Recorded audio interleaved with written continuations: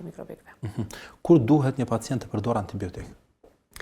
Tash këto janë indikacione të cilat zakonisht caktohen prej profesionistit shëndetësor. Gjithsesi, po.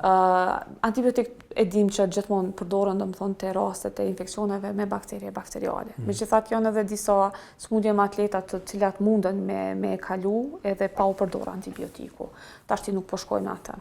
Është tash në kuadër të kësaj të kujdestarisë antimikrobikëve, në përgjithësi është edhe ajo periudha watchful and wait. Domethënë watch and wait.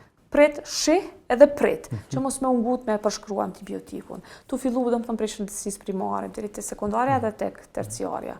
Po gjithmonë janë domethënë indikacionet kur tash po flas në nivelin terciar të gjen një pacient shumë i intoksikum, mandej me një infekcion bakterial, janë ato ndrimet që ndodhin domethënë në vetë analizat e gjakut.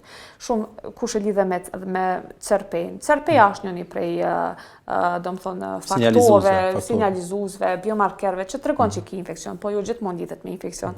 Atëherë duhet kur të ke një CRP të ngritun, duhesh pak a shumë e bazuar në analiza të tjera që ty kishin me referu që ke të bëjsh me infekcion. Pastaj çka është ajo më e rëndësishme tek ne si infektolog, janë edhe analizat mikrobiologjike, për shkak se neve shumë herë na intereson edhe patogjeni. Për shkak se me anë të identifikimit të patogjenit, mandej orientohesh edhe çka më dhon, domethënë antibiotik.